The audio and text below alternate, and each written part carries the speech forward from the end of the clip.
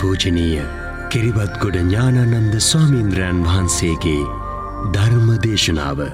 නමස්කාර වේවා බුදුරුවනට සමදා බුදු හිමි සරණ යමි. නමස්කාර වේවා ධම්රුවනට සමදා සදහම් සරණ යමි. නමස්කාර වේවා සංඝරුවනට සමදා මහා සංඝ සරණ යමි.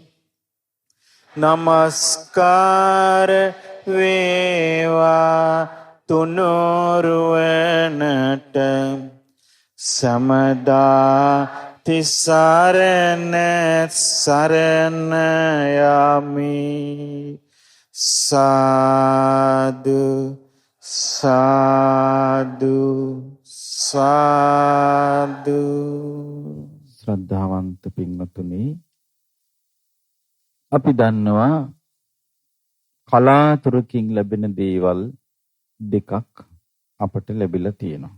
ඒ තමයි මනුස්ස ජීවිතයත් බුද්ධ ශාසනයත් කියන දෙක. කලාතුරකින් ලැබිච්ච මෙන්න මේ දෙක, මනුස්ස ජීවිතයයි බුද්ධ ශාසනයයි එකතු වුණාම තමයි කෙනෙක් පිරිනිවන් පාන්නේ. මනුස්ස ජීවිතය බුද්ධ ශාසනය එකතු වුණාම තමයි කෙනෙක් අනාගාමි වෙන්නේ. මනුස්ස ජීවිතය බුද්ධ ශාසනය එකතු වුණාම තමයි කෙනෙක් සකදාගාමි වෙන්නේ. මනුස්ස ජීවිතය බුද්ධ ශාසනය එකතු වුණාම තමයි කෙනෙක් සෝතාපන්න වෙන්නේ. මනුස්ස ජීවිතය බුද්ධ ශාසනය එකතු වෙන්නේ නැත්නම් ඒ ජීවිතේ කළුවරයි, අන්ධකාරයි.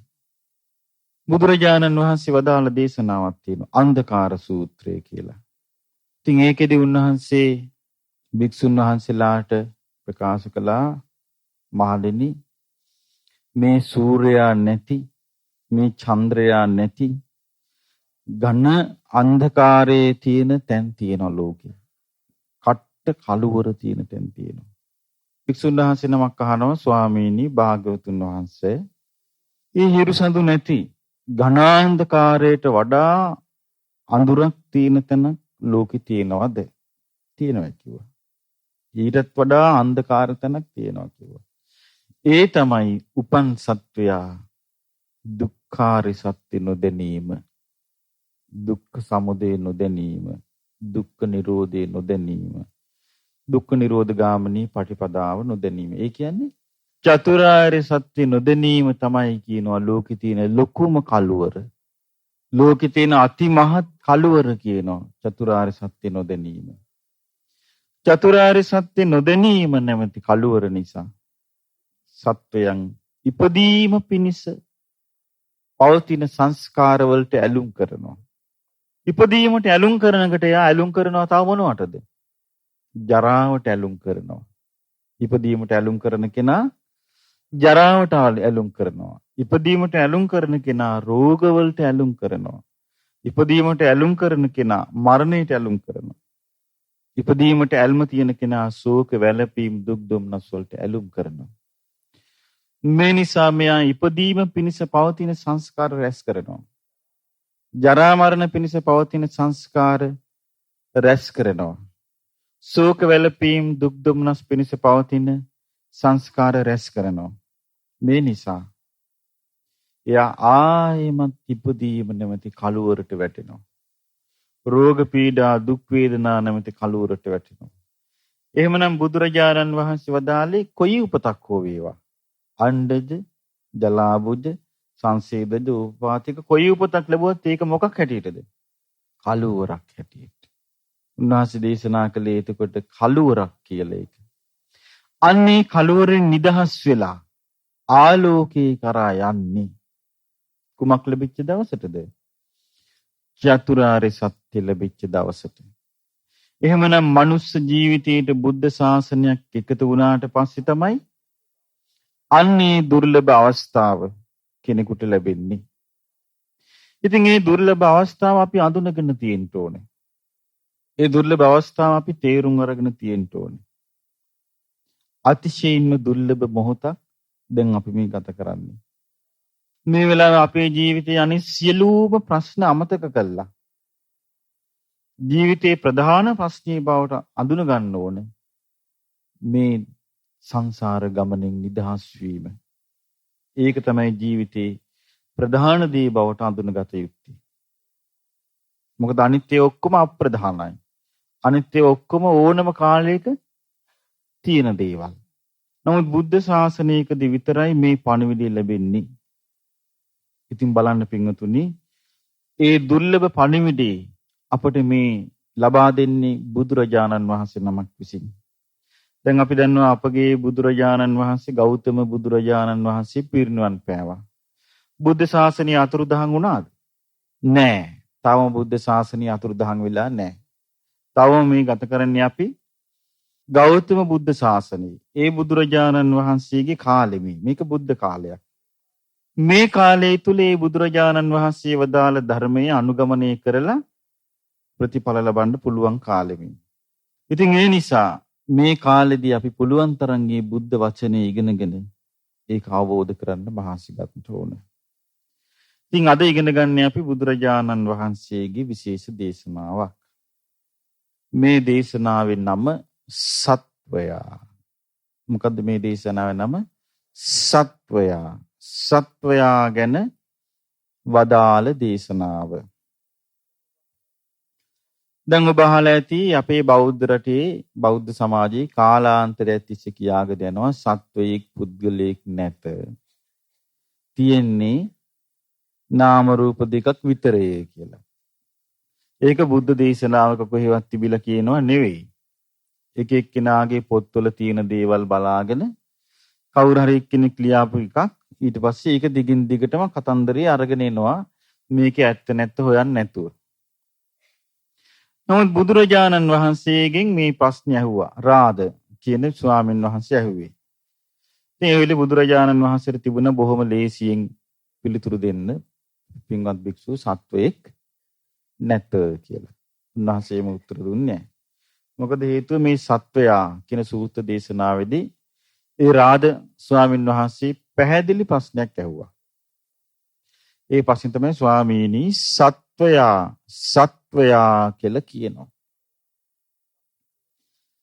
සත්වයා කියලා කියන්නේ කුමන පදනමක් මතද? ඉතින් සත්වයක් නැත්නම් බුදුරජාණන් වහන්සේට ඒ වෙලාවෙම මහාන සත්වයක් භික්ෂුව සත්වයක් නැත. තිබෙන්නේ නාම රූප විතරය කියලා කියන්න තිබුණා නේද? උන්වහන්සේ පැහැදිලිව දේශනා කළා. උන්වහන්සේ සත්‍යය පිළිගන්නවා. උන්වහන්සේ හරි ලස්සනට ඒ සත්වයා කියන වචනේ අර්ථ දක්වනවා. අර්ථ දක්වනවා. සත්‍යය කියන වචනේ ලස්සනට තෝරනවා. උන්වහන්සේ තෝරනවා. පින්වත් භික්ෂුව රූපය කෙරෙහි යම් ඇලීමක්, යම් රාගයක්, යම් ආස්වාදයක්, යම් තණ්හාවක් ඇද්ද? ඒ රූපයට ඇලී ගිය නිසා සත්වයා කියනවා. එතකොට සත්වයා කියන්නේ මොකද? රූපයට ආසාවක් ඇති කරගෙන ඒ රූපයට ඇලී ගිය නිසා. මොකද්ද රූපය කිව්වේ? ඔව්, පඨවි ධාතු, ආපෝ ධාතු, තේජෝ ධාතු, වායු ධාතු. දැන් බලන්න මේක අපි හරිද කියලා ඒක විස්තර වශයෙන් තේරුම් අරගෙන. ඔන්න පඨවි ධාතු තේරුම් ගන්න කොහොමද අපි? කෙස්, ලොම්, නියපොතු, දත්, සම, මස්, නහරවැල්, ඇට, ඇටමිදුළු, වකුගඩු, හදවත, අක්මාව, දලබුව, බඩදිව, පෙනහළු, කුඩා බඩවැල, මහා බඩවැල, උදරය, අසුචි. ඔන්න ඕවට ඇලී ගියා. ඕවට තෘෂ්ණාව ඇති වුණා. ඒ කෙරෙහි බැඳිලා ගිය නිසා සත්වයා කියනවා. ඇත්තද බොරුද? ඇත්තනේ. වෙන මොනවටද අපි බැඳුනේ? ඊළඟට තියෙන ආපෝ ධාතුවටත් බැඳෙනවා. මොනවද ඒ? පිත්ත, සෙම, සැරව, ලේ, දහඩිය, තෙල් මන්ද, කෙල, කඳුළු, සොටු, සඳ මිදුළු, මුත්‍රා ආදී ඕවට තමයි ඇලුනේ. හොඳට බලන්න වෙන මොන කොටද එල්ලලා තියෙනවද කියලා. අන්න ඕවට ඇලිච්ච නිසා සත්වයා කියනවා. ඊළඟට ඇලුනේ තේජෝ ධාතුව රස්නිට ඇලුනා සත්වයා කියනවා. ඊළඟට ඇලුන හුලං වලට. උගුරට එනවා හුලං, පසුපසින් යනවා හුලං, උස්ම ගන්නවා, හෙල්ලෙනවා, ඇලුනා. මේ පඨවි ආපෝ තේජෝ වායෝ සතර මහා ධාතුන්ගෙන් හටගත් රූපෙට ඇලිච්ච නිසා සත්වයා කියනවා. හරි නේද? සත්වයා. රූපය ගැන බුදුරජාණන් වහන්සේ විස්තර කළා. රූපෙ මොකක් වගේද? පෙන ගුලියක් වගේ කියලා. අපේ එතකොට සතර මහා ධාතුන්ගෙන් හටගත්තු ලෝකේ බුදුරජාණන් වහන්සේ දැක්කේ මොකක් වගේද? පෙන ගුලියක් වගේ කියලා. ඇත්තනේ. දැන් පෙන ගුලිය ටික කාලයක් තිබිලා පෙනුමට ඊට පස්සේ ටික මේක නැති වෙලා යනවා. ඒ වගේ වුණ කාලයක් පෙනුමට ඉඳලා ඊට පස්සේ නිකම්ම ඇකිලිලා ගිහිල්ලා මැරිලා යනවා. දැන් ඊට පස්සේ මොකවත් නැහැ. අන්තිමේ බලනකොට. අන්න ඒ වගේ තමයි රූපය. සතර මහා ධාතුන්ගෙන් හටගත්තු රූපය. අන්නේ රූපයට ඇලිච්ච නිසා සත්වයා. බලන්න බුදුරජාණන් වහන්සේ කොච්චර ලස්සනට මේ විස්තර කරනවද කියලා මේ අර්ථ. ඊළඟට උන්වහන්සේ දේශනා කළා රාද කියන ස්වාමීන් වහන්සේට පින්වත් රාද විඳීම ගැන ආසාවක් ඇති කරගෙන විඳීම ගැන රාගයක් ඇති කරගෙන විඳීම ගැන තෘෂ්ණාවක් ඇති කරගෙන විඳීමට ඇලුණු නිසා සත්වයා කියනවා. විඳීම ගැන ආසාවක් ඇති කරගෙන විඳීම ගැන තෘෂ්ණාවක් ඇති කරගෙන විඳීමට ඇලුණු නිසා සත්වයා කියන. ඕන්න දැන් අපි ඇලිච්ච ඊළඟ කොටස. දැන් අරක පැහැදිලිද? අපි කෙස් වලට අපි ඇල්ලලා තියෙනවා. ලොම් වලට අපේ හිත බැඳිලා තියෙනවා. නියපොතු වලට අපේ හිතේ බැඳීමක් තියෙනවා.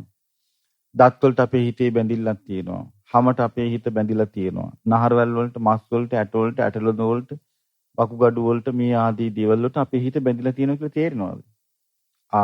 එතකොට ඒ රූපෙට ඕන්නේ ඇලුනා සත්වයා. ඊළඟට බුදුරජාණන් වහන්සේ වදාලා විඳීමට ඇලුනා. විඳීම් තුනක් තියෙනවා. සැප විඳීම, දුක් විඳීම, උපේක්ෂා විඳීම. දැන් මේක තේරෙන්නේ මේ ධර්මයේ අහනකට ගලපන්න ඕනේ යම් කිසි දෙයකට. මොකේද ගලපන්න ඕනේ? තමන්ගේ ජීවිතේට. තමන්ගේ ජීවිතේට මේ ධර්මයේ ගලපන්න ඕන. අන්න එතකොටයි මේකේ ඇත්ත පේන්නේ. අන්න විඳීමට ඇලුනා. සැප විඳීමක් ඇති වෙනකොට ඒකට ඇලෙනවා. දුක් විඳීමක් ඇති වෙනකොට ඒකට ඇලෙනවා. උපේක්ෂා විඳීමක් ඇති වෙනකොට ඒකට ඇලෙනවා. සැප විඳීමක් ඇති වෙනකොට ඒකට ඇලෙනවා කියන එක තේරෙනවා. දුක් විඳීමක් ඇති වෙනකොට ඒකට ඇලෙනවා කියන එක තේරෙනව නේද? තේරුම් ගන්න පුළුවන්. අය කෙනෙක් දුක් විඳින්න ඉන්නවා කියම අඬන්න. ඔබ ගිහින් කියනවා අනේ එපා අඬන්න එපා. ඕක අමතක කරලා දාන්න. ඇත්ත තමයි මම දුක් විඳිනවනේ මං අමතක කරන්න. කියලා අමතක කරනවද ඒක? එයා කඩාගෙන පණි ඔයා නම් කියයි. මටනේ මේක තියෙන්නේ මේ පස්සේ තියෙන්නේ කියලා ආයේ දුකම එයා වැළඳ ගන්නවා. මේ වගේ සැපට දුකට උපේක්ෂාවට සත්වයා ඇලෙනවා. මේ විඳීම ඇති වෙන්නේ කුමක් හේතු කරගෙනද? ස්පර්ශය හේතු කරගෙන. දැන් අපි අර කලින් එක තේරුම් ගත්තා මේ පංච උපාදානස්කන්ධේ රූපස්කන්ධේ. දැන් මේ ඉගෙන ගන්නේ වේදනාස්කන්ධේ. ඒ විඳීම ගැන බුදුරජාණන් වහන්සේගේ ධර්මයේ තුලින් බලන්න ඕන. උන්වහන්සේ පෙන්වා දෙනවා මේ විඳීම් මේ හුලං වගේ කියලා.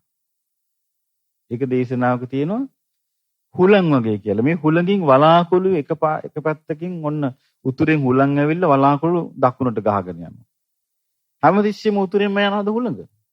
ඊට පස්සේ ඔව් එන පැත්තෙන් හුලං ඇවිල්ලා ඒ වලාකුළු වෙන පැත්තකට ගහගෙන යනවා. තව පැත්තකින් හුලං ඇවිල්ලා ඒ වලාකුළු තව පැත්තකට ගහගෙන යනවා. ඒ වගේ තමයි එක වෙලාවකට සැප වේදනාව. තව වෙලාවකට දුක් වේදනාව. තව වෙලාවකට මේ වෙනස් වෙන්නේ කුමක් වෙනස් වෙන නිසාද? ස්පර්ශය වෙනස් වෙන නිසා. ස්පර්ශය අපි තේරුම් ගන්න ඕනේ යලි යලිත් තේරුම් ගන්න ඕන එකක්. ස්පර්ශය 6 ආකාරයි. ඇහි ස්පර්ශය, ඇහි රූපයයි විඥානය එකතු වෙනවා. කනේ ස්පර්ශය, කනයි ශබ්දයි විඥානය එකතු වෙනවා. නාසයේ ස්පර්ශය, නාසයයි ගන්ධ සුවඳයි විඥානය එකතු වෙනවා. දිවේ ස්පර්ශය, දිවයි රසයයි විඥානය එකතු වෙනවා. කයේ ස්පර්ශය, කයයි පහසයි විඥානය එකතු වෙනවා. මනසේ ස්පර්ශය, මනසයි අරමුණුයි විඥානය එකතු වෙනවා. දැන් මෙහෙම සිදුවීමක් මේ ජීවිතය තුළ තියෙනවා කියන දේ පේන්න නම් තමන් හොඳ සිහියෙන් යුක්තව විඳීම දිහා බලන්න ඕනේ. විඳීම දිහා බලනකොට අන්න එයාට ස්පර්ශය ආව වෙනවා. ස්පර්ශය දිහා බලනකොට අන්න එයාට විඳීම ආව වෙනවා. එතකොට තමන් තුළින්මයි මේක නුවණින් විමසලා බලන්න තියෙන. අපි දන්නෝනේ ස්පර්ශයේ ආහාරයක් හැටියටනේ මේ ජීවිතය තුළ ක්‍රියාත්මක වෙන්නේ. ස්පර්ශය කියන එක ආහාරයක්. ඒ කියන්නේ මේ සම්පූර්ණ පැවැත්මට රුකුල් දීලා තියෙන දේවල් වලින් එකක්. දැන් සතර මහා ධාතුගෙන් හටගත්තු මේ ජීවිතේ පවත්වන්න රුකුල් දෙනවා මොකද්ද? ඔව් ගුරුස් කැම්බීම් රුකුල් දෙනවා. ඒ වගේම මේ මානසික ලෝකයේ පෝෂණය කරන්න රුකුල් දෙන ප්‍රධාන දෙයක් තමයි ස්පර්ශය. ස්පර්ශය නිසා තමයි සම්පූර්ණයෙන්ම මේ ජීවිතේ අපි මේ ලෝකෙත් එක්ක සම්බන්ධ වෙන්නේ. සම්බන්ධ වෙලා ඔන්න විදීමක් ඇති වෙනවා. ඔන්න විදීමට ඇලෙනවා. සැප විදීමක් ඇති වෙනකොට සැප විදීමට ඇලෙනවා. ඔන්න සැප විදීම නැති වෙලා දුක් වේදනාවක් දුක් විදීමක් ඇති වෙනවා. එතකොට මොකද වෙන්නේ? දුක් විදීමට ඇලෙමින් අපි බලාපොරොත්තු වෙනවා දුක් විදීමෙන් නිදහස් වෙන්න. දැන් අපිට සැපක් හෝ දුකක් හෝ උපේක්ෂාවක් ඇති වෙනකොට හොඳ සිහිනුවණින් බලනවා නම් අන්න යාට මේ ස්පර්ශයේ ප්‍රත්‍යයෙන් හටගන්න විදීම කියලා අන්න තීරුම් ගන්න පුළුවන්කම තිබිය යුතුයි. අන්න ඒ කෙනා විතරයි මේ ජීවිතය අවබෝධ කරන්නේ. සාමාන්‍යයෙන් අපිට එච්චර දුරට හිතෙන්නේ. දැන් අපිට විඳීමක් ඇති වෙනකොට මතක් වෙන්නේ නැහැ ධර්මයේ. මේ ස්පර්ශය නිසානේ මේ විඳීම කියලා හිතෙන්නේ. අපිට හිතෙන්නේ මොකද්ද දන්නේ අපල වෙන්නේ නැති. ඔන්න හිතනවා මේ ග්‍රහය නරක වෙලා වෙන්නේ නැති මේ දුක්. නමුත් දුක් ඇති වෙලා තියෙන්නේ මොකෙන්ද? ස්පර්ශය වෙනස් වීමෙන්.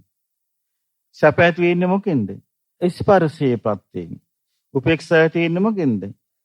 ලෝකේ ඕනම තැනක සැප දුක් වේදනා ඇති වෙනවා නම් කෙනෙකුට ඒක ඇති වෙන්නේ ස්පර්ශය නිසා. දැන් මේ ගැන රහතන් වහන්සේගේ අවබෝධය හරිය පුදුම එකක්. ඒ කියන්නේ රහතන් වහන්සේට පාවිච්චි කරන වචනයක් තියෙනවා චලංග උපේක්ඛා කියලා.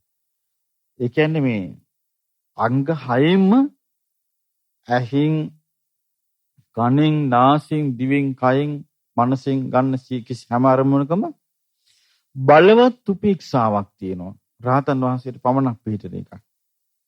ඒ කියන්නේ උන්වහන්සේගේ ජීවිතය තුළ සැප දුක් ඇති වෙන්නේ නැද්ද?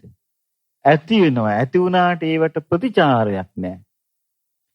සැපක් ඇති වුණා කියලා දවසක් සාරිපුත්ත හාමුදුරුවෝ ගැන ඉතින් ආරංචි වෙලා බමුණෙකුට මේ බලන බමුණෙක් කරපු එකක්.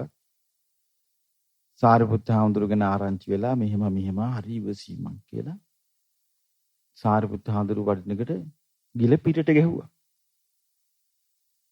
උන්වහන්සේ පිටපස්ස බැලුවා කියලා hina වෙලා ගියා.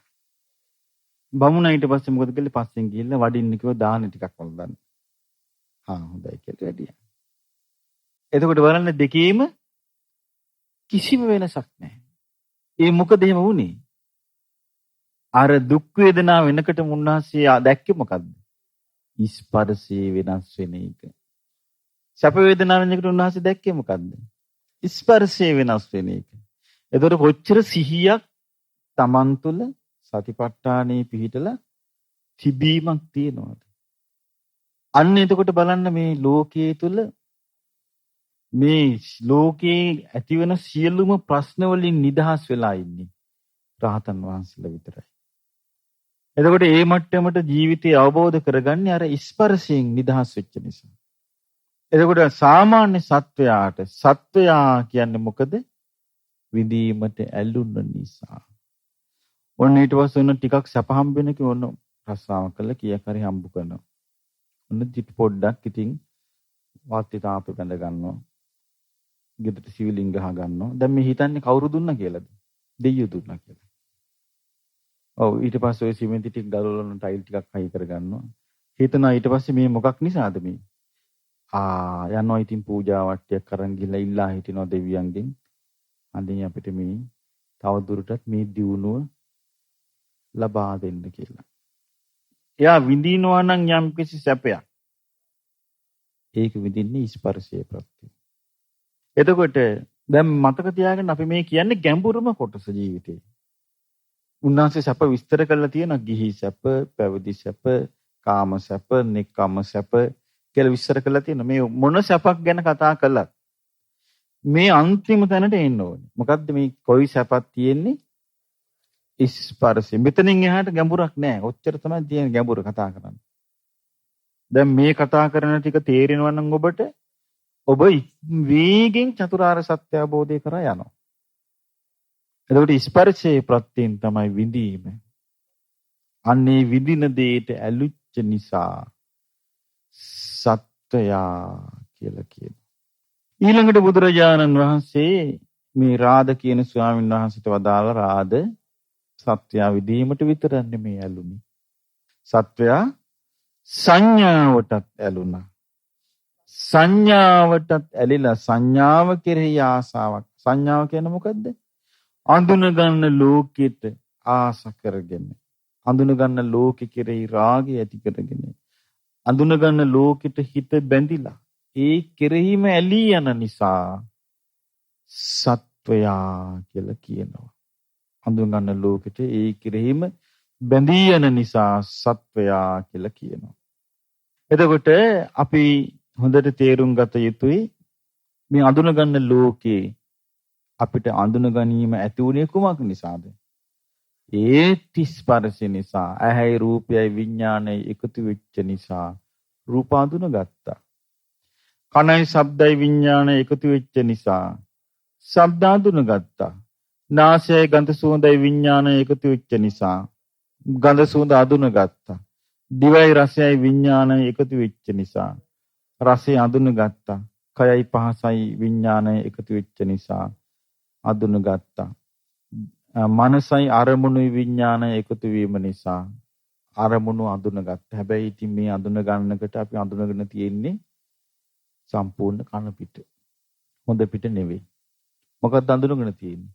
බුදුරජාණන් වහන්සේ වදාළ සාමාන්‍ය මනසක චතුරාර්ය සත්‍ය අවබෝධයේ පරිපූර්ණ වශයෙන් ඇති කරගත්තු නැති මනසක තියෙන විපල්ලාස. විපල්ලාස කියන්නේ විකෘතියක්.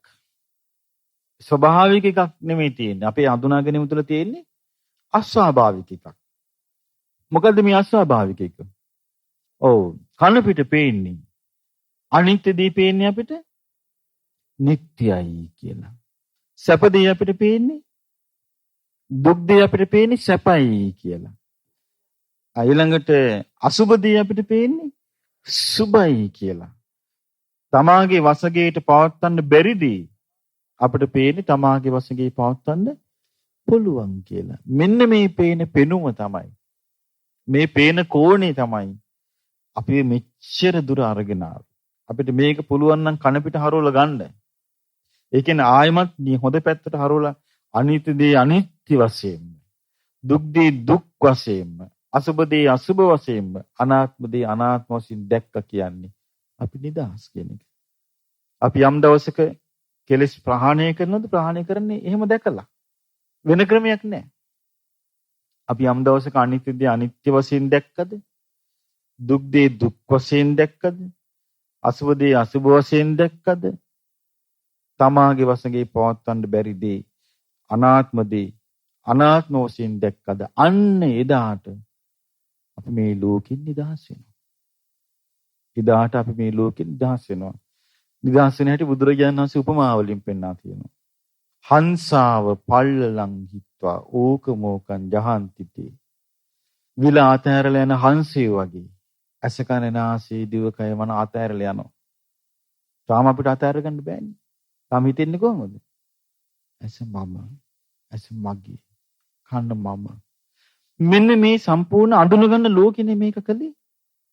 ඉතින් බුදුරජාණන් වහන්සේ දේශනා කරනවා මේ අඳුන ගැනීමට ඇලෙනවා. ඉතින් මේක සෝතාපන්න වෙච්ච කෙනෙක්, හැබැයි සෝතාපන්න වෙච්ච කෙනෙක් අවබෝධ කරගන්නවා මේක වැරදි කියලා. දැන් අපි දන්නවා අර සීවලි හාමුදුරන්ගේ අම්මා මව කුසේ සුළු කාලයක් නෙවෙයි 7 අවුරුදු 7 මාස 7 දවසක් මව කුසේ දරුවා තියාගෙන හිටියා. සමහර විට මේක වෙන්නේ නැති ලෝක ඉතිහාසයේ එකම සිද්ධිය. ඊළඟට ඉපදිච්ච ගමන් මේ චූටි දරුවා ඇවිද්දා. කතා බස් කළා. ඉතින් ඒ පිරිසට සන්තෝෂයෙන් වන්න බුදුරජාණන් වහන්සේටයි භික්ෂුන් වහන්සේලාට 7 දවසක් දන් දෙන්න පිළිවෙල කළා. දැන් අර සුප්පාවාසාගේ අතේ එල්ලිලා, ඒ කියන්නේ අර අම්මගේ පොඩි ඇඟිල්ලේ එල්ලිලා මේ චූටි පුතා දැන් අර ස්වාමීන් වහන්සේලා දිහා බල යනවා. යනකට සාරිපුත්ත හාමුදුරු මෙහෙන්න බබා කියලා කිව්වා. කිව්වම සීවලි අර චූටි සීවලි කුමාරයා දූගෙන ගියා ළඟට. ඇහුවා අතින් අල්ලලා සැප දුක් කොහමද යාගේ කියලා. අනේ මොන සැපද කිව්වා. කලයක හිටියේ කිව්වා අවුරුදු 7ක්. අම්මා බැලුවා කා එක්කද මේ කතා කරන්නේ කියලා. බැලින්න මේ කතා කරන්නේ ධර්ම සේනාධිපතීන් වහන්සේත් එක්ක. අම්මට හරි සතුටුයි. ප්‍රීතියෙන් hina වුණා. අනේ මගේ කොළු පැංචා. මේ ධර්ම සේනාධිපතින් එක කතා කරනවානේ කියලා. එතකොට මොකද වුනේ? බුදුරජාණන් වහන්සේ දැක්ක මේ අම්මගේ හිත. දැන් අපි බැලුවනම් අපි බලන්නේ තර චූටි බබා දිහා නේ. අර අම්මා දිහා බැලුවා බුදුරජාණන් වහන්සේ. අම්මා දිහා බලලා අහනවා සුප්පාවාසා. ඔයා කැමතිද මේ වගේ තව දරු පැටව ලැබෙනවට? අනේ ස්වාමිනී 7 දිනක් ලැබෙනවටත් කැමතියි කියලා.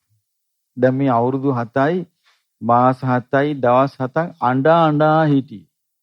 දැන් ඒක ඔක්කොම අන්න බුදුරජාණන් වහන්සේ එතකොට දාලා ඕන්න ඕකට තමයි කියන්නේ. අසාතං සාත රූපේන අමිහිරි දේවල් මිහිරි ස්වරූපේන පිය රූපේන අප්පියං අප්‍රිය දේවල් ප්‍රිය ස්වරූපේන දුක්ඛං සුඛ ස්වරූපේන දුක් දේවල් සැප ස්වරූපෙන් පමත්ත මතිවත්තති ප්‍රමාද වෙච්ච කෙනාව යට කරගෙන යනවා කියන ඕකටයි කියපු ගමන් සුප්පවාසාට තේරුණා අවබෝධ වුණා. අනේ ස්වාමීනි මට එක්ක දරුවෙක්වත් එපා කිව්වා. ඒ බලන්න මේ අවබෝධය එක පාට මෙයාට ඒ අවබෝධය ඇති වෙනවා. එතකොට දැන් බලන්න තේරුම් ගන්න දැන් බුදුරජාණන් වහන්සේගේ ශ්‍රාවකීන්ගේ ආකල්පය මොකක්ද කියලා. හරි අමුතු එකක්. මේ ලෝකේ යන නැටුම නෑ ඒකේ. දැන් ලෝකේ යන්නේ අමුතු නැටුමක් නෙමෙයි. ඒ නැටුම නෑ. මේක හරි වෙනස් එකක්. ඉතින් මේක අර පිටින් බලාගෙන ඉන්න එක්කෙනාට අමුතු තමයි. ඇයි ඒක ගොඩේ කට්ටියක් පීනගෙන යද්දි එක්කෙනෙක් කුඩු අතර පීනනවා. ඒතර එයා කැපිලා පේන්නේ නැද්ද? පේනවනේ. ඒ වගේ තමයි බුදුරජාණන් වහන්සේගේ ධර්මය. අන්න උන්වහන්සේ පෙන්වා දෙනවා එයා සංඥාවට ඇලිච්ච නිසා සත්වයා කියනවා. ඊළඟට උන්වහන්සේ දේශනා කරනවා සංඥාවට විතරක් නෙවෙයි මේ ඇලෙන්නේ. සංස්කාරවලටත් සංස්කාර කෙරෙහි ඡන්දයක් කැමැත්තක් ඇති කරගෙන සංස්කාර කෙරෙහි රාගයක් ඇති කරගෙන සංස්කාර කෙරෙහි තෘෂ්ණාවක් ඇති කරගෙන සංස්කාර වලට ඇලී ගිය නිසා සත්වයා කියලා කියනවා. සංස්කාර කියන්නේ මොකද්ද? ඔබ තුල ඇති වෙන චේතනාව. ඔබ තුල ඇති වෙන චේතනාව. මේක තේරුම් ගන්න චේතනාවක් වැඩ කරනවා කියලා හොඳට තේරෙන්න නම් හොඳ සිහියෙන් ඉන්න ඕනේ. හොඳ සිහියෙන් ඉඳලා හොඳට තමන්ගේ කය කෙරෙහි, විඳීම් කෙරෙහි, සිත කෙරෙහි, මේ පංච උපාදානස්කන්ධය කෙරෙහි හොඳ සිහියෙන් ඉඳලා බලාගෙන හිටියොත් ඔන්න තේරෙනවා ඇස්පිල්ලම් ගහන්න බෑ චේතනාව පහල කරන්නේ නැතුව. ඔන්න තේරෙනවා හිතට අරමුණක් ආවම පවත්වන්න බෑ චේතනාව පහල කරන්නේ නැතුව. ඔන්න තේරෙනවා එතකොට විතක්ක ਵਿਚාර කරන්න බෑ චේතනා පහල කරන්න නැතුව. අතපය හොල්ලන්න බෑ චේතනා පහල කරන්න නැතුව. ඔන්න තේරෙනවා එදාට. එච්චරටම මේ චේතනාව කියන එක මේ ජීවිතෙත් එක්ක ප්‍රතිබද්ධ වෙලා තියෙන එක. මේ චේතනාව හටගන්නේ කුමක් ප්‍රත්‍යෙන්ද? ඒක චේතනාව හටගන්නේ ස්පර්ශය නිසා. ඇහැයි රූපයයි විඥානයි එකතු වුණාට පස්සේ තමයි චේතනාව හටගන්නේ. කනයි ශබ්දයයි විඥානය එකතු වුණාට පස්සේ තමයි චේතනාව හටගන්නේ. හොඳ 100න් හිටියොත් හොඳට දකින්න පුළුවන් එකක් මේක. නාසයයි ගන්ධ සුවඳයි විඥානය එකතු වුණොත් තමයි චේතනාව හටගන්නේ. දිවයි රසයි විඥානය එකතු වුණොත් තමයි චේතනාව හටගන්නේ. කයයි පහසයි විඥානය එකතු වුණොත් තමයි මනසයි අරමුණේ විඥානය එකතු වුණොත් චේතනාව හටගන්නේ. මේක බලන්න බාධා වෙලා තියෙන අපිට මේ හිතේ විසිරිල්ල. හිත විසිරලා තියෙන එකට පේන්නේ නැහැ. මොකද ඒක චේතනාවකින් ඒකත් කරන්නේ. එතකොට විසිරලා තියෙන එකට හිතේ එන අරමුණු වලට අපි ප්‍රතික්‍රියා දක්වනවා මිසක් අභ්‍යන්තර ජීවිතේ බලන්නේ. අර හිතේ විසිරිල්ල පාලනය වෙලා හොඳට මේ තමන්ගේ අභ්‍යන්තර ජීවිතේ බලන්න පටන් ගන්නකොට ඔන්න තේරෙනවා චේතනාවකින් නෙවෙයි මේ ඔක්කොම සිද්ධ වෙන්නේ කියලා. මේකේ වැඩේ කියන්නේ මෙයා ඇලිලා තියෙනවා ඊළඟට චේතනාවට. චේතනාවටත් ඇලිලා. බුදුරජාණන් වහන්සේ මේ සංස්කාර රැස්වීම ගැන වදාළේ බොහොම ලස්සන උපමාවක්. මොකක්ද මේ උපමාව? ඔව් කෙහිල් ගහක් පතුරු ගහනවා වගේ කියලා. කෙහිල් ගහක් පතුරු ගහනවා වගේ කියලා. දැන් අපිට තේරෙන්නේ දැන් අපි බඹලො වින්ද ඇති. දැන් කෝ? දැන් මෙතන ඉන්නවද බඹලො නොහිටපු එක්කනේ? බඹලො ඉන්නේ ඇති අපි සියලු දෙනා. දිව්‍ය ලෝකේ ඉන්නේ ඇති. දැන් සංසාරේ දිහා බැලුවම අපිට හිතාගත හැකි නේ. දිව්‍ය ලෝකේ ඉන්නේ ඇති. පෙරේත ලෝකේ ඉන්නේ ඇති. නිරේ ඉන්නේ ඇති. රජවරු වෙලා ඉන්නේ ඇති. මිනිස් ලෝකෙදි සිටු දේවින් ආසල වෙලා අප්පා ජයට ඉන්නේ ඇති. නමුත් මේ මොකක්වත් දැන් මේ තියෙන ඩිංගිත්තක් නැතු යනවා තිසරණේට නාවෝ. එතකොට මේ ජීවිතයේ අන්තිමට මේකේ තියෙන කේල් පතුරු ගහනවා වගේ වැඩක් කියන. දැන් අපිට ඒක හොඳට පේනවා. දැන් බලමු දඹදිවේ කොයිතරම් රජවරු හිටියදනේ. අශෝක රජුරු වේර විහාර 84000ක් කළා. කෝ දැන්? කෝ ඒවා? අඳපුවා, කාපු බීපුවා, නටපුවා කෝ? ඒ ඔක්කොම වෙනස් වෙලා ගියා. ඉතින් එහෙනම් මේ ජීවිතයේ ස්වභාවය තමයි මේ කේල් ගහක් පතුරු ගහනවා වගේ. අපිට හොයන්න බෑ ඒක. මේක හොයන්න පුළුවන් මේ අනිත්‍ය ගැන සලකන එක්කෙනාට විතරයි. අනිත්‍ය ගැන සලකන එක්කෙනා මේ වේගෙන් අනිත්‍ය වෙවි යනවා. මේ අනාගතය ගැන හිතන දේ වේගෙන් අතීතයට යනවා. මේක තේරුම් ගන්න පුළුවන් මේ නුවණින් විමසන එක්කෙනාට. නැත්තම් හොයන්න බෑ මේක. අපි ඒ ගැන කල්පනා කරලා නොතිබුණොත්, හිතලා නොතිබුණොත් අපිට වැටහෙන්නේ නෑ ඒක. දැන් අපි ගමු මේ හෙට වැඩපිළිවෙලක් කරන්න ලෑස්ති වෙන. තව මාසෙකින් වේගෙන් අතීතයට යනවා. ඔක්කොම සංස්කාර ගෙවි යනවා. අන්තිමට බලනකොට මොකවත් නැහැ. කේල් කඳක් පතුරු ගැහුවා වගේ. අන්න බුදුරජාණන් වහන්සේ දේශනා කරන ඒ බඳු සංස්කාර වලට මෙයා ඇලෙනවා. ඒ නිසා සත්වයා කියලා කියනවා. එතකොට ඇහෙන් රූප දැකලා රූප සංචේතනාව. චේතන ඇති වෙනවා. ඒක රූප සංචේතන. කනෙන් ශබ්ද ඇහුවා මේ ශබ්දයට අනුව චේතන ඇති වෙනවා. ඒක ශබ්ද සංචේතන. නාසයෙන් ගඳ සුවඳ දැනගත්තා මේ ගඳ සුවඳට අනුව චේතන ඇති වෙනවා. ඒක ගන්ධ සංචේතන. දිවෙන් රස දැනගත්තා මේ රසයට අනුව චේතන ඇති වෙනවා. ඒක රස සංචේතන. කයෙන් පහස දැනගත්තාම පහසට අනුව චේතන ඇති වෙනවා. පොට්ටබ්බ සංචේතන. හිතට අරමුණක් ආවම ඒ ගැන චේතන ඇති වෙනවා. ධම්ම සංචේතන. මෙන්න මේක තමන් තුළින් තමයි මේක බලන්න තියෙන්නේ. මෙන්න මෙහෙම දෙයක් තමන් තුළ සිද්ධ වෙනවා. අන්න එතකොට පේනවා ඇත්ත නේනම් මේ මෙහෙම වෙනවන්නේ කියලා. අන්න ඒ චේතනාවට ඇලී ගිය නිසා සත්වයා කියනවා. එතකොට මේ සත්වයා කියලා කියන්නේ නිකන් නෙමෙයි. සත්වයා කියලා කියන අර්ථයක් ඇතුව රූපයට ඇලී ගිය නිසා, වේදනාවට ඇලී ගිය නිසා, සංඥාවට ඇලී ගිය නිසා, සංස්කාරවලට ඇලී ගිය නිසා, විඥාණයට ඇලී ගිය නිසා සත්වයා කියනවා. දැන් ඔබට කවුරු කිව්වොත් නෑ මේක සත්‍යයක් නැත්ත. සත්‍යයක් නෑ කියලා කවුරු හරි කිව්වොත් දැන් ඔබට මතක් වෙන්න ඕනේ මොකද්ද? සත්වයා ගැන වදාළ දෙසුම. සත්වෙක් නැද්ද ඉන්නවද කියන කාරණේ ඔබට මතක් වෙනවා එතකොට. අන්න බුදුරජාණන් වහන්සේ වදාළ විඥාණය. විඥාණය ගැන. විඥාණය හට ගන්නවා ඇහි හට ගන්නවා විඥාණය. ඔව් ඒක චක්කු විඥාණය. කනේ හට ගන්නවා විඥාණය. ඔව් නාසයේ හට ගන්නවා විඥාණය. දිවේ හට ගන්නවා විඥාණය. කයේ හට ගන්නවා විඥාණය. ඔව් මනසේ විඥාණය හට ගන්නවා. ඔන්න විඥාණය හටගත්තාම බුදුරජාණන් වහන්සේ වදාළේ මේක නිකන් බීජයක් පැලවෙනවා වගේ කියලා. ඒ විඥානයක් හටගත්ත ගමන් ඔන්න ඇහැයි රූපයයි විඥානය එකතු වෙනවා. ස්පර්ශේ. ඊට පස්සේ ඉතින් තොවිලි තමයි. ඇයි විඳිනවා, අඳුනනවා, චේතනා පහල කරනවා, කර්ම රැස් කරනවා, ක්‍රියා කරනවා. ඊට පස්සේ පටන් ගන්නවා. අන්න කණින් ශබ්ද දැනගන්නකොට සෝත විඥාන බීජයක් පැලවුණා වගේ කියනවා. නාසයෙන් ගඳ සුවඳ දැනගන්නකොටම බීජයක් පැලවුණා වගේ කියනවා. ඒ දැනීම. දිවෙන් රස දැනගන්නකොටම බීජයක් හටගත්තා වගේ කියනවා. බීජයක් පැලවුණා වගේ කියනවා. කයෙන් පහත් දැනනකොටම මනසට අරමුණක් එනකොට ඒක මනසින් දැනගත්තු ගමන් මේක වැඩ කරන්න ගන්න. අන්න ඒකට ඇලුම් කරනවා විඥාණයට. ඇලුම් කරනවා මායාවට. ඇලුම් කරලා ඒ ඇල්ම තුල සත්වයා ඉන්න නිසා සත්වයා කියලා කියනවා. බුදුරජාණන් වහන්සේ හරි ලස්සන උපමාවක් පෙන්නනවා මේ අපි මේකට ඇලුම් කරලා තියෙන ආකාරය. උන්වහන්සේ උපමා කරනවා පින්වත් රාද මේ පුංචි අය ඉන්නවා පොඩි දරුවෝ ඉන්නවා වැලිබත්තු වෙනවා.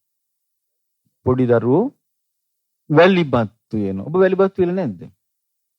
සෙල්ලම් ගෙවල් හදලා නැද්ද? සෙල්ලම් බත්තු වෙලා නැද්ද? ඔව් ඉස්සර නම් කෝම් පිට්ටු හදනවා. පොල් කටු වල දාලා කෝම් පිට්ටු හදනවා. නොඑක් වැලිබත්තු වෙනවා. ඉතින් බුදුරජාණන් වහන්සේ අහනවා මේ ළමයි මේවට ඇලුම් කරන තාක්කල් ඒව පරිස්සම් කරනව නේද කියලා. ඒ වැලිබත්තු වෙනේවා, සෙල්ලම් ගෙවල් හදනේවා, නෑදෑගන් යන ඒවා. මේ ඔක්කොම මේගොල්ලෝ කඩ දානේවා පරිස්සම් කරනව නේද කියලා අහනවා මේ ඔක්කොම. ඇලුම් කරන තාක් පරිස්සම් කරනව නේද ඒවා. ඇල්ම නැති වුණාම ඔව් අතින් පයින් කඩලා දාලා බීසි කළා දාලා දුවනවා. අන්නේ වගේ කරන්න කියනවා. අන්නේ වගේ කියනවා පින්වත් රාද කියනවා මේ රූපය කඩලා බිඳලා සීසීකට දාලා තන්නක්ඛයාය පටිපජ්ජත ඒ කෙරෙහි තියෙන ඇල්ම දුරු කරගන්න කියනවා. ඒ කිවි කෙස් වලට තියෙන ඇල්ම, ලොම් වලට තියෙන ඇල්ම, නියපොතු වලට තියෙන ඇල්ම, දත් වලට තියෙන ඇල්ම, හාමට තියෙන ඇල්ම, මස් වලට තියෙන ඇල්ම, නහරවල් වලට තියෙන ඇල්ම, ඇට වලට තියෙන ඇල්ම, ඇටලොඳ වලට තියෙන ඇල්ම, වකුගඩු වලට තියෙන ඇල්ම, හෘද මාංශයට තියෙන ඇල්ම, කුඩා බඩවල වලට, මහා බඩවල් වලට, අසුචි වලට තියෙන ඇල්ම සීසීකඩ කළා දාන්න කියනවා. ඔන්න බලන්න. සතර මහා ධාතුන්ට තියෙන ඇල්ම නැති කළන සතර මහා ධාතුන් සීසීකඩ කළා දාන්න කියනවා. විඳීම ස්පර්ශයේ ප්‍රත්‍යයෙන් හටගන්න විඳීමට තියෙන ඇල්ම සීසීකඩ කළා දාන්න කියනවා. හඳුනා ගැනීමට තියෙන ඇල්ම සීසීකඩ කළා දාන්න කියනවා. සංස්කාර වලට තියෙන ඇල්ම සීසීකඩ කළා දාන්න කියනවා. විඥාණයට තියෙන ඇල්ම සීසීකඩ කළා දාන්න කියනවා. මෙන්න මේ දේශනාව තුළ ඊටාම පැහැදිලි විදියට බුදුරජාණන් වහන්සේ නිවන තෝරලා තියෙනවා. නිවන කියන වචනේ. තන්නක්ඛයෝහි රාධ නිබ්බානං. රාධ නිවන කියන්නේ තණ්හාව ක්ෂය වීමමයි. තණ්හාව ඔව් එහෙනම් මතක තියාගන්න වෙන මොන අර්ථ නිරූපණ කවුරු දුන්නා පටලව ගන්න හොඳ නැහැ. මොකද එක එක්කෙනා කියන්නේ නාම රූප නිරෝධේ නිවනයි කියයි. එක එක ඒවා කියයි. නිවන ආරමුණු වෙනවා කියයි. නාම රූප නිරෝධී. කයයි සිතයි නොදෙනියාම නිවනයි කියයි. නමුත් මොනවා කිව්වත් අපි පැහැදිලි අර්ථය ගන්න ඕනේ. තන්නක්ඛයෝ නිබ්බානං. නිර්වාණය කියලා කියන්නේ ඔව් තණ්හාව ක්ෂය වීමමයි. අපිට මේ රූපය කෙරෙහි හිත බැඳෙන ගතිය නැති වුණා නම් විඳීම කෙරෙහි හිත බැඳෙන ගතිය නැති වුණා නම් සංඥාව කෙරෙහි හිත බැඳෙන ගතිය නැති වුණා නම්, හිත ඇලෙන ගතිය නැති වුණා නම්, සංස්කාර කෙරෙහි හිත ඇලෙන ගතිය නැති වුණා නම්, විඥානයේ කෙරෙහි හිත ඇලෙන ගතිය නැති වුණා නම්, පංච උපාදානස්කන්ධයේ කෙරෙහි ඇලෙම නැති වුණා නම් අපි නිදහස්. මෙහෙම දැන් අඩු ගණනේ අපිට තේරෙන්න ඕනේ. දැන් අපි දන්නවා අපිට එකපාරටම පංච උපාදානස්කන්ධය කෙරෙහි ඇලෙම නැති කරගන්න අමාරුයි. නමුත් අපිට එකක් තේරෙනවා, මෙහෙම දෙයක් තමයි මේකේ තියෙන්නේ. අන්න ඒක තමයි ඉස්සෙල්ලා තේරුම් ගන්න ඕනේ. එහෙම තේරුම් ගන්න කෙනෙක් තමයි ජීවිතය අවබෝධ කරන්නේ. ජීවිතය අභ්‍යන්තරයේ මෙහෙම දෙයක් තමයි තියෙන්නේ කියලා ඉස්සෙල්ලාම යා නිවැරදිව, පැහැදිලිව, සරලව තේරුම් ගන්න ඕනේ. අන්න එයා තමයි සම්මාදිට්ඨිය කරා යන්නේ. ඒ සම්මාදිට්ඨිය කරා යන්න අපිට බාධක වෙලා තියෙන සක්කාය දිට්ඨියනේ. ඒ සක්කාය දිට්ඨිය මේ පහටම යහුවෙන්නේ. රූපේට, වේදනාවට, සංඥාවට, සංස්කාරවලට, විඥානවලට අහු වෙනවා. මම තමාගේ වශයෙන් පවත්වන්න පුළුවන් කියලා රූපي ගැන, වේදනාව ගැන, සංඥාව ගැන, සංස්කාර ගැන, විඥාන ගැන අහු වෙනවා. නමුත් කෙනෙකුට අවබෝධයක් ඇති වුණොත් රූප කියන්නේ මේ සතර මා ධාතුන්ගෙන් හටගත්තු එකක්. ඒක තමා නෙවෙයි. විඳීම් කියන්නේ ස්පර්ශයෙන් හටගත්තු එකක්. ඒක තමා නොවේ. සංඥාව කියන්නේ ස්පර්ශයෙන් හටගත්තු එකක්. ඒකේ මම මාගේ කියලා එකක් නැහැ.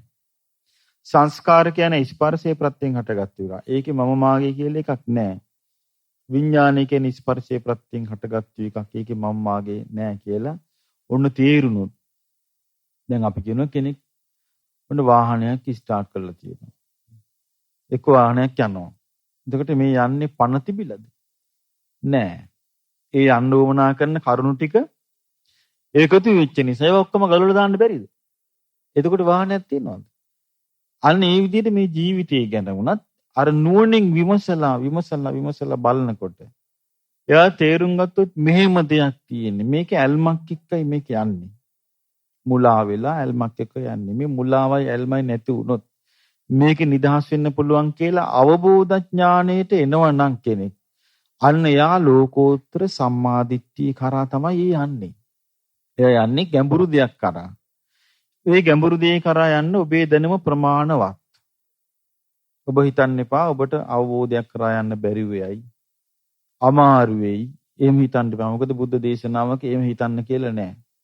මොකද බුදුරජාණන් වහන්සේගේ ධර්මයේ තුලින් බලනකොට පැහැදිලිව පේනවා අපිට හිතන්න පුළුවන්කම ඕන තරම් තියෙනවා.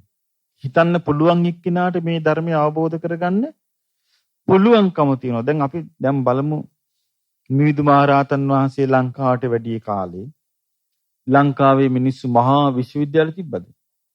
තිබුණේ නැහැ. සංනිවේදන ආයතන තිබුණාද? පත්තර තිබ්බද? පොත් තිබ්බද? මොකවත් නැහැ. මේ අවබෝධ කළේ කොහොමද එතකොට මේ ධර්මය? කතා කරලා නේද ඒ කියලා දුන්නේ. කතා කරනකොට ඒ කතා කරපු ධර්මයේ තමන්ගේ ජීවිතයට ගලප ගත්තා. අදත් පුළුවන් ඒක කරන්න. තමන්ගේ ජීවිතයට මේ ධර්මයේ ගලප ගන්නකොට මේ ධර්මය අවබෝධ වෙනවා. ඉතින් අපි කවදා හරි දවසක මේ ධර්මය අවබෝධ කළ යුතුයි. ඉතින් කවදා හරි දවසක කියලා කියන්නේ මේ බුද්ධ කාලේ. බුදුරජාණන් වහන්සේගේ ශාසනයේ තව කාලයක් තියෙන අපි මේ විදිහට වැඩ කළොත්. එතකොට ඊළඟ පරම්පරාව වලටත් මේ ධර්මය අවබෝධ කරගන්න අවස්ථාව සැලසෙනවා. ඉතින් මේ ජීවිතයේදී අපේ ලොකුම ගැටලුවක් ලැබුණොත් ඒ කියන්නේ සක්කාය දිට්ඨිය නැති කරගත්තොත් මූලික ප්‍රශ්න ඉවරයි. මූලික ප්‍රශ්න ඉවර වෙන්නේ කොහොමද? අයි මරණින් මත් යන්නේ නැහනේ. මරණින් මත් නිරේට යන්නේ නැහැ. පෙරේතෙක් වෙන්නේ. තිරිසන් ලෝක යන්නේ. අපාය යන්නේ. දැන් මරණින් මත් කෙනෙක් තිරිසන් ලෝකේ ගියා කියම අපිට හොයන්න පුළුවන්ද? හොයන්න බෑ. පෙරේතෙක් වුණොත් නම් ගන්න නිකම් පුළුවන් වගේ එකක් තියෙනවා. කොහොමද? අයි යනවනේ මලවුන් ගින්න තැන් වලට. හේ නෝනලා වැටිලා කැරකිලා ඇඹරිලා දඟලලා කියනවා. ඊට පස්සේ ඔන්න හීනෙන් දැක්කයි කියනවා. සතෙක් වුණොත් එහෙම කොහොම දකින්නද? හීනෙන් පේන්නෙත් නැන්නේ. නිරේ ගියොත් ඒ පේන්නෙත් නැහැ. ඉතින් මනුස්ස ලෝකෙට ආවොත් ඒ දන්නෙත් නැහැ. දෙවි කෙනෙක් වුණොත් එන්නෙත් නැහැ මේ පැත්ත බලන්න. වැලි ගහනවලු ඇවිල්ලා පෙරේතී. අන්තිමට පෙනී හිටිලා. නමත් කියලා මං අසවල් කෙනා මේ දාන දීලා පින් දීපන් කියලා. එතකොට අපිට පේන මේ වගේ ජීවිත කරා යන්නේ අපිට යන්තම් හිතාගත හැකි මෙන්න මේ විදිහට චූටි ළමයෙක් දිහා බලලා අද ඉපදිච්ච දරුවෙක් දිහා බලලා අපිට හිතාගත හැකි මමත් මේ විදිහට ඉපදිච්ච කෙනෙක් නේද? ඉපදිච්ච කිරිසප්පයෝ ඉන්නවනේ. බලලා අපිට හිතාගත හැකි මේ විදිය නේද මමත් උපන්නේ. මේ ආකාරයෙන්ම නේද උපන්නේ. ලොකු සත්තු උනත් ඒ විදිහටනේ උපදින්නේ. පාව කුසී උපදින එකට. මේ වගේ උපත කරා යන ජීවිතනේ මේවා කියලා අන්නේ අපිට යන්තම් ඒවා තේරුම් ගන්න පුළුවන්. සත්‍ය සතර පායට යන ඉරණමේ ඉන්නවා කියලා බුදුරජාණන් වහන්සේගේ ප්‍රඥාව පිහිටින්මයි අපි මේක තේරුම් ගන්නෙ. ඒතර උන්වහන්සේ පෙන්වා දුන්න සතර පාය යන්නේ එක හේතුවක් නිසා. මොකද්ද? සක්කාය දිට්ඨිය තිබීම. ඉතින් සක්කාය දිට්ඨිය තිබීමක ඒකට හේතු වෙනවා නම් සතර පාය යන්න. අපේ ජීවිතවල බරපතල ප්‍රශ්නයක් නෙමෙයිද? මේ බරපතල ප්‍රශ්නේ විසඳා ගැනීමට අපේ අභ්‍යන්තරිකව අපි ලොකු මහන්සියක් ගත යුතුයි. වෙහෙසක් ගත යුතුයි. වීරියක් ගත යුතුයි. නුවණින් විමසීමක් කළ යුතුයි. වෙන දේවල් ඔක්කොම බැහැර කළා. ඒක දෙවි කෙනෙක් ඇවිදින් බුදුරජාණන් වහන්සේට කියනවා අච්චෙන්ති කාලා. කාලය හරි වේගෙන් යනවා. තරයන් තිරත්තියෝ. රෑදවල් දෙක වේගෙන් ගෙවිලා යනවා. වයෝ ගුණං අනුපුබ්බං ජහන්ති. ජීවත් වෙන්න තියෙන ආයුෂ කෙමෙන් කෙමෙන් අත්හරිනවා. ඒතම් භයම් මරණේ පෙක්කමානෝ. මේ ජීවිතේ මරණයට බිය දකින්න කෙනා පුඤ්ඤානි කෛරාත සුඛාවහානි සැපයලෝන පින් කරන්න ඕන කියලා කිව්වා. බුදුරජාණන් වහන්සේ වදාලා ඉබඳ කෙනෙක් ජීවිතය අවබෝධ කළා නිවන් දකින්න මහන්සි වෙන්න ඕන කියලා. ඒක තැනක තියෙනවා සතකින් පහර කාපු එක්කෙනෙක් ආයුධයකින් පහර කාපු එක්කෙනෙක් මේ සනීප වෙන්න මහන්සි වෙනවා වගේ ඔළුව ගිනගත්තු කෙනෙක් ගින නිවා ගන්න මහන්සි වෙනවා වගේ කාමරාගේ නැති කරන්න මහන්සි විය යුතුයි කියලා දෙවි කෙනෙක් කිව්වා. බුදුරජාණන් වහන්සේ මෙතන නෑ. යා මහන්සි වෙන්න ඕනේ කිව්වා සක්කාය දිට්ඨිය නැති කරන්න. ඇයි කාමරාගේ දෙවනුව නැති කරගනි? ඉස්සල නැති කරගන්න තියෙන්නේ මොකද්ද? සක්කාය දිට්ඨිය නැති කරන්න මහන්සි ගන්න කියනවා. දැන් අපේ රටේ මේක කතා වෙන්නේ. අපේ රටේ කියන්නේ ඇලීම් ගැටීම් නැතුව ඉන්න කියනවා. අහලා නැද්ද ඒක? ඔව් අපි මේ ඇලීමක් ගැටීමක් නැතුව ඉන්නේ කොහොමද කියලා හිතනවා. ඇලීමක් ගැටීමක් නැතුව පුරුදු කරනවා. ඒක කරන්න තියෙන්නේ අනාගාමි වෙනකට. ඉස්සෙල්ල කරන්න තියෙන්නේ මොකද්ද? සක්කාය දිට්ඨිය නැති කරන්නයි. සක්කාය දිට්ඨිය නැති කරන්න නම් සක්කාය දිට්ඨිය කියන්නේ මොකද්ද කියලා අවබෝධයක් තියෙන්න ඕනේ. ඒක අවබෝධ කරගන්න ලේසිම ක්‍රමය තමයි පංච උපාදානස්කන්ධය අවබෝධ කිරීම. දැන් අපිට රූපස්කන්ධය ගැන හොඳට පැහැදිලිව තේරුම් ගන්න පුළුවන්. වේදනාස්කන්ධය ගැන හොඳට පැහැදිලිව තේරුම් ගන්න පුළුවන්. සංඥාව ගැන, සංස්කාර ගැන, විඥාන ගැන පැහැදිලිව Taman තුලින් තේරුම් ගන්නවා නම් ඇත්ත වශයෙන්ම අපි කවුරුත් කරලා තියෙන්නේ මොකද්ද? කරමින් සිටින්නේ මොකද්ද? කෝම්පිට්ටු හදන එක. සෙල්ලම් ගෙවල් හදාගෙන ඉන්නවා වගේ වැඩක්. ඒ ඉතින් මහන්සි වෙනවා, ගෙවල් දොරවල් හදනවා, ස්ථාන හදනවා. අන්තිමට අපි අරගෙන යන්නේ මොකද්ද? මේකක්වත් නෙමෙයි. අරගෙන යන්නේ මොකද්ද? තමන්ගේ හිතේ රැස්විච්ච දේ, රැස්විලා තියෙන පංච උපාදානස්කන්ධයමයි. අරගෙන යන්න තියෙන්නේ ඒක. ඉතින් මේ නිසා මේ අනතුර දකින්න කෙනා අවබෝධ කරගත යුතුයි. මේ ජීවිතේ දැන් අපිට පුළුවන් අවස්ථාවක්. අවබෝධ කරගත යුතුයි මේ හේතුඵල ධහමින් සකස් වෙච්ච පංච උපාදානස්කන්ධය මෙතන තියෙනවා කියලා අවබෝධ කරගත යුතුයි. හේතුඵල ධහමින් සකස් වෙච්ච පංච උපාදානස්කන්ධයක් මේ පවත්වනවා කියලා අවබෝධ කරගත යුතුයි. මේ රූපස්කන්ධය තුල මම මාගේ ආත්මය කියලා දෙයක් නැති බවට අවබෝධ කරගන්න ඕන. මේ විදීම තුල මම මාගේ ආත්මය කියලා දෙයක් නැති බවට හඳුනා ගැනීම තුළ මම මාගේ ආත්මය කියලා දෙයක් නැති බවට චේතනාව තුළ මම මාගේ ආත්මය කියලා එකක් නැති බවට විඥානීය තුළ මම මාගේ ආත්මය කියලා දෙයක් නැති බවට සම්පූර්ණයෙන්ම නුවණින් විමසලා නිරවුල් කරගන්න ඕනේ. අන්නේ නිරවුල් කර ගැනීම ඇති වෙච්ච ගමන් ඔන්න යා සම්මාදිට්ඨියටපත් වෙනවා. අන්නේ සම්මාදිට්ඨියටපත් වෙච්ච කෙනාට ඉතුරු මාර්ගාංග ටික විවෘතයි. මොනවද? සම්මා සංකප්ප, සම්මා වාචා, සම්මා කම්මන්ත, සම්මා ආජීව, සම්මා වායාම, සම්මා සති, සම්මා සමාධි, සීල සමාධි ප්‍රඥා වලින් යුතු මාර්ගය යාට විවෘතයි. නිවන් මඟ. අන්නේ කාරණේට වමනා කරන අවබෝධය තමයි අපි මේකෙන් ඇති කර ගන්න තියෙන්නේ. දැන් අපි අද ඉගෙන ගත්ත දේශනාවේ නම මොකද්ද? සත්වයා ගැන වදාළ දෙසුම. සත්ත්‍ය සූත්‍රය. සත්වයා ගැන වදාළ දෙසුම. එතකොට මේ සත්ත්‍ය සූත්‍රය සයන අර්ථයන තයන්න. සත්ත්‍ය සූත්‍රයෙන් අපි ඉගෙන ගත්ත බුදුරජාණන් වහන්සේගෙන් අහුවම් පස්සේ මේ සත්වයා කියලා කියන පදනම මොකක්ද කියලා උන්වහන්සේ පිළිතුරු දුන්නා. සත්‍යය කියලා කියන්නේ හේතුව මේ රූපය කෙරෙහි, වේදනාව කෙරෙහි, සංඥාව කෙරෙහි, සංකාර කෙරෙහි, විඥානය කෙරෙහි ඇලී සිටින නිසා සත්‍යය කියනවා. ඊට පස්සේ උන්වහන්සේ උපමාවක් පෙන්වා දුන්නා. පුංචි දරුවන් ඔව් සෙල්ලම්පත් වෙනවා, වැලිපත් වෙනවා, වැලිගෙවල් හදනවා. මේවට මේ දරුවන් ආස කරගෙන ඉන්න තාක්කල් ඒව මහා ලොකුවට ඒගොල්ලන්ට පේනවා. ඒවට ඇලුම් කරනවා. නමුත් ඒගොල්ලෝ ඒ ආසාව ගිය දවසට සම්පූර්ණයෙන්ම මේ වැලිගෙවල් කඩලා බිඳලා සුණු විසුණු කරලා දාලා දුවනවා. ආන් ඒ වගේ මේ රූපය, වේදනාව, සංඥා, සංස්කාර, විඥාන කියන මේ පංච උපාදාන ස්කන්ධයේ සුණු විසුණු කරලා දාලා යන්න කිව්ව නිවනට. නිවන කිව්වේ මොකද්ද? මේක ලස්සන තේරුවා. තණ්හාව ක්ෂය වීම නිවනයි. මෙන්න මේ කාරණා ටික හොඳට හිතේ තියාගෙන අප සියලු දෙනාටම චතුරාර්ය සත්‍ය ධර්මයේම වහවහ අවබෝධ කරගන්න ලැබේවා කියන අදහස ඇති කරගන්න. සාදු සාදු සාදු. අමාදම් විල අතිපූජනීය කිරිබත්ගොඩ ඥානානන්ද ස්වාමීන්ද්‍රයන් වහන්සේගේ ධර්ම දේශනාව